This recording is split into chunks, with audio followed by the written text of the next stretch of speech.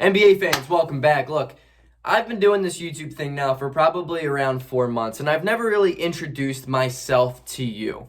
Introduced my idea of basketball to you and what I like the most about basketball and my favorite players. So that, you know what? That's done after today, because today I'm going to talk about my 10 favorite players in the league right now and just a little bit as to why.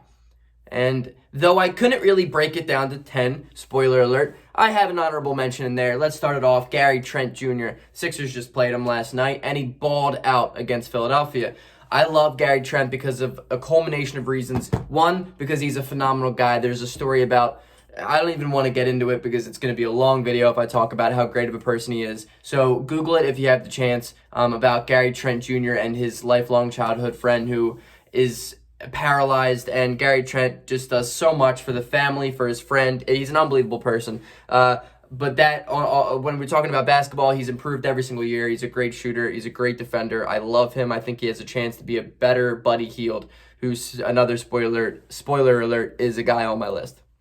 At number 10, I have Miles Bridges, who the Sixers just played before Gary Trent. I like Miles Bridges a lot. I like him because he is an absolute freak athlete, but he is also a guy who is extremely underrated in the league today. He's a lot more than just a dunker that I often think people don't even see. They just overlook that idea, and he's a good defender. He shoots the ball better from three. He's improving every single year. I think he deserves more playing time. Miles Bridges at 10. Number 9, I got D'Angelo Russell. I don't know why, because when it comes to efficiency and plus minus, his is one of the worst with the amount of minutes that he gets. He is not a number 1 option. He's probably not a number 2 option, but I was so enamored with his game at Ohio State that I wanted the Sixers so bad to get him, but the Lakers took him at 2 over Jahlil Okafor, and history, we're just, that's history. It's over with. I love D'Lo, though. He's just such a cool, swaggy player. He plays very uniquely. It's just his game is not similar to many other people in the league. Number 8, Malik Monk. I could have sworn he was going to be legit when he got drafted out of Kentucky. I thought this kid was going to be legit. He's undersized. I recognize that, but I just thought he was like a Lou Williams type bucket getter. Kind of has let me down, but he's had some type of a resurgence this year. And bro, I hope this man is awesome. I hope he just continues to get better. I mean, he deserves it. Number 7, I got Ben McLemore. I don't know why, dude.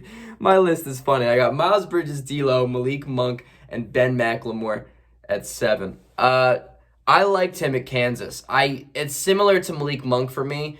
I am very interested in wing players. I just like wings a lot. I think that's the way of the future of the NBA. And I thought Ben McLemore was going to be way better than he is. He had a good bounce back year last year. He averaged over double-digit points for Houston for the first time since his second year in the league. But he's a 40% three-point shooter. I like him. He's not getting PT this year, but he's kind of a one-dimensional player. I don't know how much longer he has in the league. We got number 6, a guy in Lou Dort. Now, I love Lou Dort because I was right about Lou Dort. Not you, not that guy, and definitely not that guy. From the moment he played in college, I was like, dude, this dude's got legit potential, and I'm here for it. He was such a raw prospect at Arizona State, and I was like, dude, I don't know why, but I think this dude's going to be an absolute steal. And he has proved me right. He has had a humongous year. He really picked it up last season, but this year he's had a humongous offensive improvement on every single facet of the offense. He finishes with both hands now. He never did that in college. I don't think I've ever saw him use a left-handed finish in college, but now he's really good at it. He has moves. He's like 6'3", so he's small enough and quick enough to move with guards, but he is like a linebacker. This man can guard forwards like really well. He is such a legit defender, and he shoots the ball better now than he ever has. I think he's at a 36% clip. If he keeps that up, dude's going to be a prized asset for the next 12 years. Number 5, cracking into the top 5, my man Malik Beasley. Though I don't think he's the best person in the world, given his court appearances, I love Malik Beasley, and I have no idea why, but I always just loved him. I always just love his game. He's a shooter. He's a bucket getter. I always wanted Philadelphia to get him. I could not tell you why. I still can't tell you why. I love him so much. I just see Malik Beasley, and I'm like, God, I love that dude. I don't know. I can't tell you. Number 4, Buddy Hield. If you watch any of my videos, especially before the season started, you would know how much I love Buddy Hield. He's just a lethal shooter. He was such a clutch guy at Oklahoma in school. I just think he's one of the most underrated three-point shooters in the NBA. Maybe not as much now as the previous seasons, but he is around the Steph Curry range statistically. For the past couple of seasons, though, he doesn't really get the credit he deserves. And he doesn't really, I mean, he's not like a off dribble shooter like Steph, but as a spot up shooter, I don't think there's anyone else I'd rather pass it to than Buddy Hield. I think Buddy Hield's an underrated player. The fact that he bounced around a little bit early in his career, and he's absolutely made a name for himself. I love Buddy Hield. Good for you, buddy. Philly should go get him. The Sixers should trade Al Horford for him. Oh, God. Thank God we don't have to deal with that anymore, right? Number 3, Ja Morant. He's probably climbing his way up, especially when number 1 is out of the league. But Ja Morant, to me, dude, is just, he's a cool story.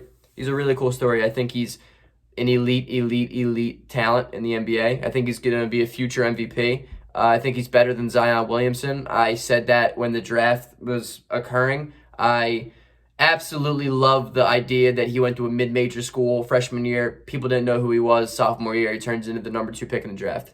Just the work ethic that's behind this man is second to none. He's an absolute freak of an athlete. Like I said, he shoots the ball really well, better than he ever has. That was his big question mark in college, and he's doing it at a pretty decent level. He is incredible. He controls the pace of the game when he's on the court better than anybody in the league. He gets to his spot better than anybody in the league. He is a high flyer. He also plays defense, and he just makes winning plays. I love Ja Morant. I love watching him play. He's one of the people that when the NBA comes back in person, I am vowing to myself to go watch in person because I have not seen him play, and I need to see him play. Number 2, Shake Milton. Look, you may be wondering, wow, Greg hasn't put a single Sixer in. My rule was I could only put 1 Sixer into this top 10 because personally I could have 3, and I don't want to do that. Shake Milton is my favorite Sixer. Shake Milton's my second favorite player in the league. I love Shake Milton just for the kid's mentality. When everyone else gives up, we're down 20, Shake Milton doesn't give up. He's absolutely driving to the rim. He's playing hard as he can. Another thing I love about him, he's such a unique game. He's very lengthy. He's a great shooter, but he doesn't do it extremely fluidly. And I just like that about him. It's a unique characteristic that makes him who he is, and that's really cool. I appreciate that. He's improved every single year he comes out. He's gotten so strong. Just watching him grow as a player has been really satisfying as a viewer. And I sit back and I appreciate Shake Milton when he's playing. Even when he has bad nights, dude, I appreciate Shake Milton. I love the fact that he's a second-round pick from SMU, where people didn't give him a shot. People didn't think he was going to be anything, and he's turned out to be a steal. He's given us 14, 15 points a game off the bench. He's been an X factor. He's an awesome player. I love Shake Milton. And my number 1 favorite player of all time in any sport ever is LeBron James. LeBron James, I grew up watching LeBron. I'm born in 1996, and when I was around 8 years old, I really started getting into basketball, and LeBron James started playing, 2004, 2005. He is the greatest basketball player of all time. And I understand the argument for Michael Jordan, and I'm not trying to make this a LeBron versus Jordan type of thing, but LeBron James created my love for basketball. LeBron James is the most dominant athlete I have ever seen in any sport ever. What he does is unprecedented. The fact that he can go to so many finals in a row. I could rattle off stats as to why I love him as much as I do, because he is just the most insane basketball player I've ever seen. Like, I've never seen anything like that. Like, he's 36 years old and he dominates still to this day, and he still wins championships. All the while, he is a great person. Everything he's doing for an I Promise school, he's the ultimate role model.